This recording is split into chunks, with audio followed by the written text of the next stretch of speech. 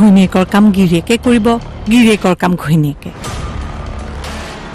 অৱশ্যে আমাৰ অনিৰুতো উপায় নাই আৰু, তাৰতো আৰু চাকৰি বাকৰি নাই।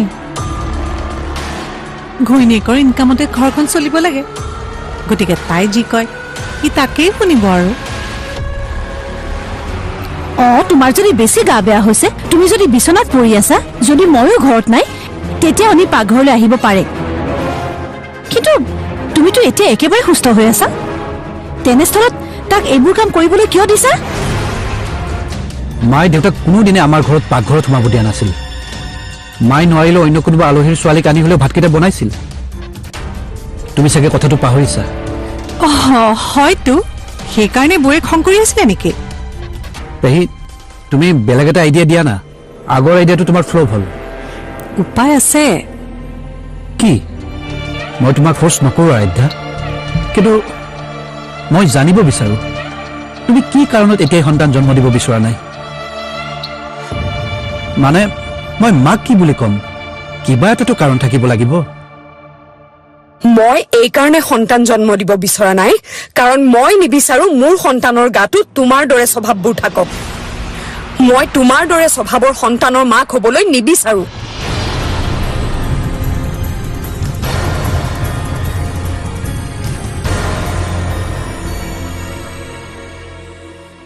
বৌ, তুমি এইটো বৰ ভাল চিন্তা কৰিছা দেই। হয়নে? মোৰ যে কিমান ভাল লাগিছে নহয়। মই আইতা হ'ম, মোৰ নাতিটোৱে মোক আইতা আইতা বুলি মাতি গোটেই ঘৰখনতে ঘূৰি ফুৰিব। পিছে বৌ, আৰাধ্যাহঁতৰ বিয়া হোৱাটো এবছৰ মানে হ'ল। এই এবছৰে সিহঁতে সন্তানৰ কথা চিন্তা কৰিব পৰা নাইনে? অৱশ্যে 6 মাহমান সিহঁতৰ খেলি মেলিতেই গ'ল, কিন্তু বাকী সময়ছোৱা সিহঁতে কি কৰিছিল? তেতিয়াতো চিন্তা কৰিব পাৰিলেহেঁতেন। তেতিয়া চাগে সিহঁত সাজুৱেই নাছিল। নহয় বৌ, আজিকালি প্ৰায়বোৰ মহিলাৰ ক্ষেত্ৰতে এই প্ৰব্লেমটো শুনিছো। প্ৰব্লেম মানে সন্তান জন্ম দিব পৰা ক্ষমতা নাথাকে। অৱশ্যে কিছুমানে ভাল ডক্টৰৰ ট্ৰিটমেণ্ট পালে সুফল পায়। আৰাধ্যাৰো কিজানি তেনেকুৱাই কিবা প্ৰব্লেম আছে। আৰাধ্যাই তোমাক কথাষাৰ ক'বলৈ লাজো পাব পাৰে দিয়াচোন। এটা কাম কৰিবা বৌ, তুমি তাইক ভাল ডক্টৰ এজনৰ ওচৰত লৈ যোৱা পৰীক্ষাৰ বাবে। কিবা সমস্যা থাকিলে ডক্টৰ ট্ৰিটমেণ্ট কৰালেই হ'ল।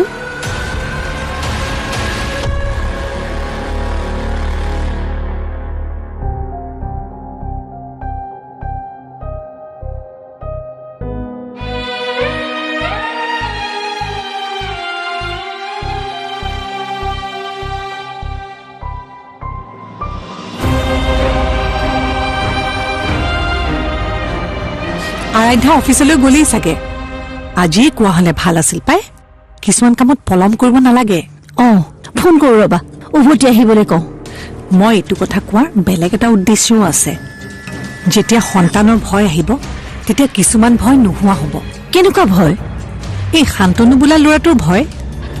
আৰাধ্যা ওলাই গলে যে মোৰ ভয়ে লাগে পাই। হা?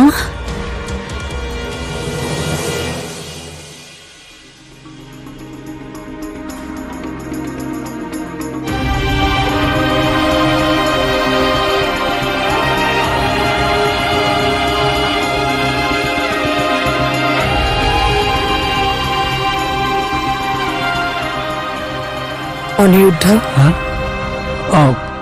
কোৱা, তুমি উভতি আহিলা যে? মই তোমাক বেছি বেয়াকে কলো, মোক বেয়া নাপাবা। তুমি যি কৈছা সঁচাই কৈছা। মোৰ তাত বেয়া পাবলগীয়া কি আছে? মই ভাল মানুহ নহয়। তোমাৰ ভুলৰ বাবে তুমি অনুতপ্ত, মই বুজি পাওঁ।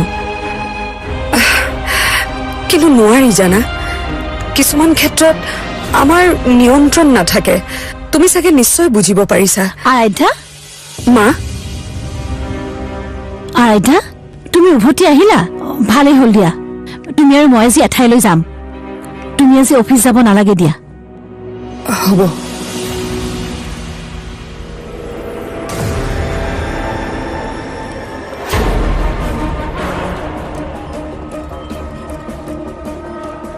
আহিলা কওক মই কি কৰিব লাগে কামটো তেনেই সহজ আৰাধ্যাক চিনি পাওঁ নহয় অনিৰুদ্ধৰ পত্নী পাওঁ তাইৰ এজন প্ৰেমিক আছে শান্তনু নামৰ সিহঁত দুটা বাহিৰত লগ হয় সিহঁত দুটা বাহিৰত লগ হোৱাৰ ফটো এখন তুলি তই মোক দিব লাগে বাছ সিমানে ঠিক আছে হৈ যাব কাইলৈৰ পৰা কিন্তু কাম আৰম্ভ কৰি দিবি তাই কাইলৈ অফিচলৈ যাব হ'ব ঠিক আছে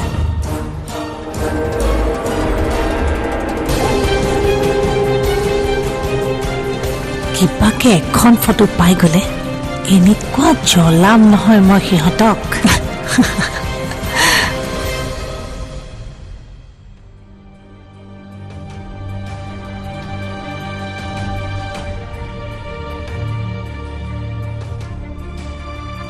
দাদা এইখন ঘৰত মই আৰু এসপ্তাহ আছো এসপ্তাহৰ ভিতৰত পেহী ইয়াৰ পৰা খেদিব লাগিব প্ৰথমতে পেহী ওলাব তাৰ পাছতহে মই ওলাম হ'ব দে তই বন্ধ কৰচোন এইবোৰ এতিয়া পেহী ইয়াত থকাই ভাল হৈছে জাননে মই এতিয়া ভাবিছোঁ অন্ততঃ মাৰ এটা লগ হৈছে নহ'লে মাবোৰ অকলশৰীয়া আছিলোঁ আৰু তই এটা কাম কৰচোন তই ঘৰৰ চিন্তা কৰাটো বাদ দে তই নিজৰ চিন্তা কৰ পঢ়া শুনাৰ চিন্তা কৰ ইয়াত থাকোঁতে তোকতো মই পঢ়া শুনা কৰা নেদেখিলোৱে তাত গৈ বা আকৌ তই কি পঢ়া শুনা কৰ ভালকৈ থাকিবি ভালকৈ পঢ়িবি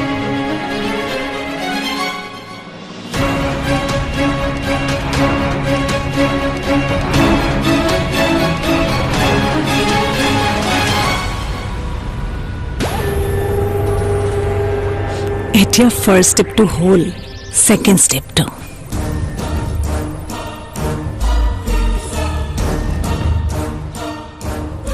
হেল্ল' প্ৰিয়া হয় কওক এই হেৰি নাম্বাৰটো দিয়াচোন কাৰ নম্বৰ এই আমাৰ আৰাধ্যাৰ প্ৰেমিকজনৰ কিয় এতিয়া প্ৰশ্ন সোধা বাদ দিয়া তোমাৰ ৰাস্তাৰ বাধা আঁতৰাইছো মই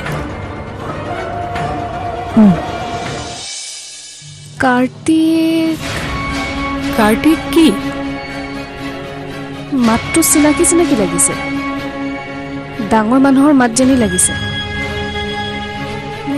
সেইজন কাৰ্তিকে এইজন কাৰ্তিক কি সেইজন কাৰ্তিক এইজন কাৰ্তিক পেহীৰ হাজবেণ্ড পেহীৰ এক্স হাজবেণ্ডৰ নাম কাৰ্তিক পেহীৰ এক্স হাজবেণ্ড অঁ তেওঁৱেই ফোন কৰিছিল নেকি ডক্টৰে কি ক'লে অঁ এতিয়া একো কোৱা নাই টেষ্টবোৰ কৰিছেহে ৰিপৰ্টবোৰ কাইলৈ দিব বোলে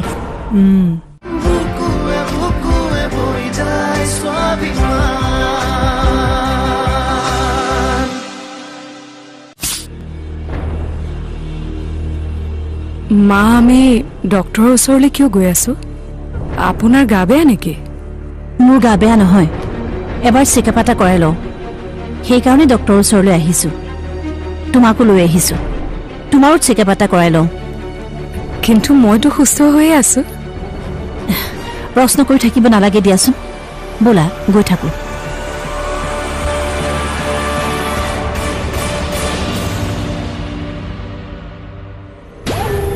হেল্ল' কোনে কৈছে মই অনিৰুদ্ধৰ পেহীয়েকে কৈছোঁ কওকচোন আৰাধ্যাৰ গাটো অলপ ভাল নহয় তুমি এটা খবৰ ল'বাচোন আজি অফিচলৈ যোৱা নাই এটা কাম কৰিবা কাইলৈ অফিচলৈ যোৱাৰ আগতে তাইৰ এটা খবৰ ল'বা কি হৈছে তাই খোৱা বোৱা কৰিব পৰা নাই বোলে টোপনিও ভাল হোৱা নাই তাইৰ গাটো দুৰ্বল ডক্টৰ তালৈ গৈছেহে আজি আপুনি এই কথা মোক কিয় ক'লে কাৰণ মই প্ৰেম ভালপোৱা এইবোৰ বুজি পাওঁ অ'কে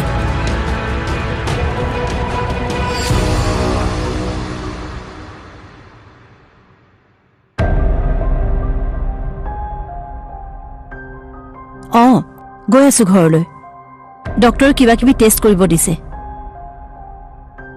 ৰিপৰ্টবোৰ দিয়াই নাই এতিয়ালৈকে অঁ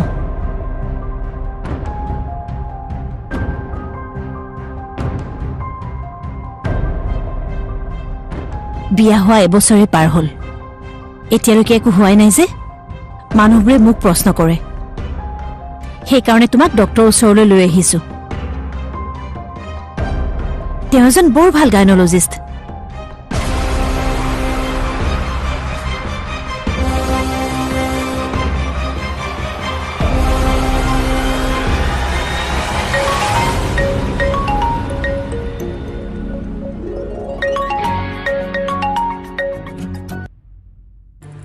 হেল্ল' হেল্ল' কোনে কৈছে?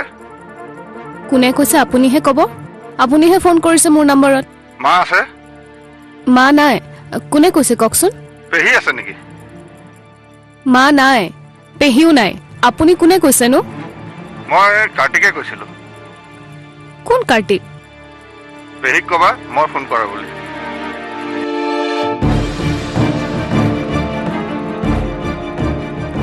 মোৰ নাম্বাৰটো পেহী আন মানুহক কিয় দি ফুৰিব লাগে? নিজৰতো ফোন আছে, নিজৰ নাম্বাৰটো দিব নোৱাৰে।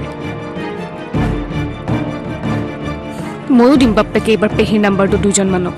যেতিয়া ফোন কৰি ডিষ্টাৰ্ব দিব তেতিয়া গম পাব। কি হ'ল ৰিমলি? চোৱাচোন বৌ, পেহীয়ে মোৰ ফোন নাম্বাৰটো কোনোবা এজন কাৰ্তিক নামৰ মানুহক দি থৈছে। কাৰ্তিক কাৰ্তিক কি? মাতটো চিনাকি চিনাকি লাগিছে। ডাঙৰ মানুহৰ মাত যেনি লাগিছে। সেইজন কাৰ্তিকে এইজন কাৰ্তিক। কি সেইজন কাৰ্তিক এইজন কাৰ্তিক? পেহীৰ হাজবেণ্ড। পেহীৰ এক্স হাজবেণ্ডৰ নাম কাৰ্তিক। পেহীৰ এক্স হাজবেণ্ড?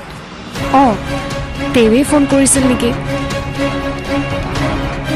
তুমি নাজানা নেকি? আজিৰ পৰা প্ৰায় 15 বছৰ আগত পেহীৰ ডিভোৰ্চ হৈছে। মোক কোনেও কোৱাই নাই, মই কেনেকৈ জানিম? মাৰ মুখত মাজে মাজে কাৰ্তিক নামটো শুনি থাকোঁ, হঠাতে ফোন কৰিম। ময়ো ভবা নাই তেওঁৱেই যে কাৰ্তিক। আচ্ছা, পেহীৰ যদি ডিভোৰ্চ হৈছে তেন্তে তেওঁ থাকে কাৰ লগত?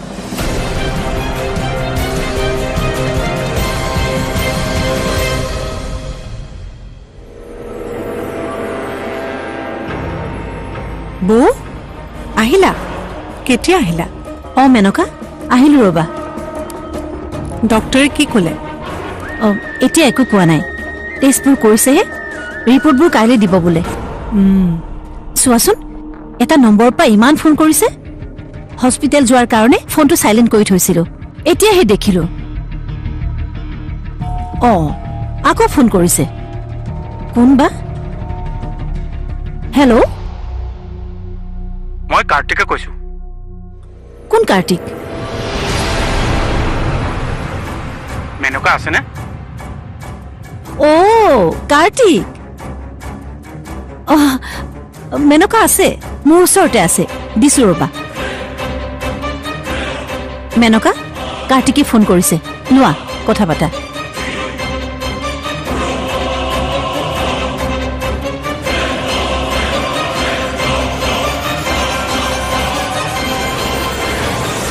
হেল্ল', কি 18 বছৰ বয়সতে পেহীৰ বিয়া হৈছিল?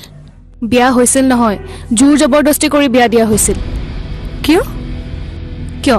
তোমাক মই সেইদিনা কোৱা নাছিলোঁ? পেহীয়ে ল'ৰা এজন ভাল পাইছিল আৰু ল'ৰাজন দেউতাৰ পচন্দৰ নাছিল। মই খবৰ কৰিছোঁ পেহীৰ কথাবোৰ। কি জানা, ল'ৰাজনৰ কথা যেতিয়া ঘৰত গম পাইছিল, দেউতাই 3 দিনৰ ভিতৰত আন ল'ৰা এজনৰ লগত পেহীক বিয়া দি দিছিল। কি? অঁ, ভালে পাইছোঁ, পাইছে মজা ভাল পোৱাৰ। তেনেকে নকবাচোন ৰিমলি, কথাবোৰ শুনি মোৰ পেহীলৈ দুখ লাগিছে।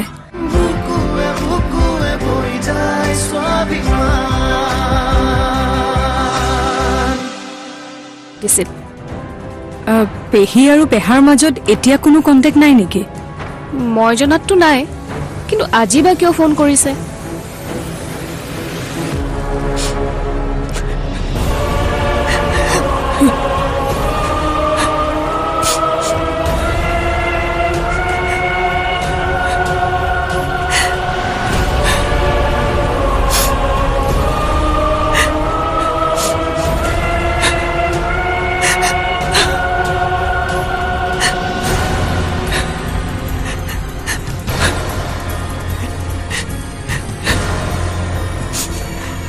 পেহী,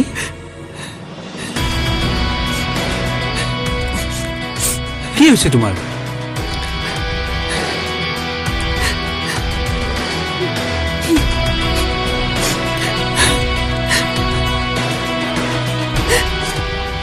পেহী,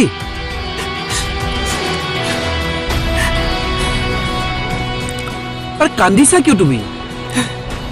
পেহী নোকোৱা কিয়? কি হৈছে তোমাৰ?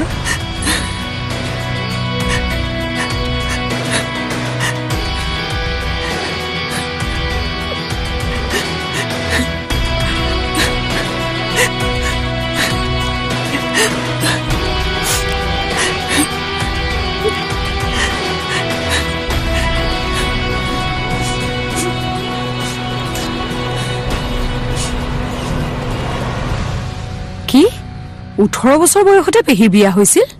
বিয়া হৈছিল নহয়, জোৰ জবৰদস্তি কৰি বিয়া দিয়া হৈছিল। কিয়? কিয় তোমাক মই সেইদিনা কোৱা নাছিলো পেহীয়ে ল'ৰা এজন ভাল পাইছিল আৰু ল'ৰাজন দেউতাৰ পচন্দৰ নাছিল। মই খবৰ কৰিছো পেহীৰ কথাবোৰ। কি জানা, ল'ৰাজনৰ কথা যেতিয়া ঘৰত গম পাইছিল, দেউতাই 3 দিনৰ ভিতৰত আন ল'ৰা এজনৰ লগত পেহীক বিয়া দি দিছিল। কি? ভালে পাইছে মজা ভাল পোৱাৰ। তেনেকে নকবাচোন ৰিমলি। কথাবোৰ শুনি মোৰ পেহীলৈ দুখ লাগিছে। এতিয়াহে বুজিছো পেহীয়ে কিয় আমাক বেয়া পায়। মানে পেহীয়ে যাক ভাল পাইছিল সেই ল'ৰাজনৰ পৰা আঁতৰাই দেউতাই আন এজন ল'ৰাৰ লগত পেহীক বিয়া দি দিলে। পেহীৰ সেই বিয়াখনো তিষ্টি নাথাকিল। আচলতে পেহীৰ আক্ষেপ আছে আমাৰ ওপৰত, এই ঘৰখনৰ ওপৰত। পেহীৰ লগত হোৱা ঘটনাবোৰৰ বাবে পেহীয়ে আজিও দেউতাক জগৰীয়া বুলি ভাবি তেওঁক ক্ষমা কৰি দিব পৰা নাই। দেউতা আঁতৰি গ'ল, কিন্তু পেহীয়ে মনৰ ক্ষোভ আজিও পুহি ৰাখিছে।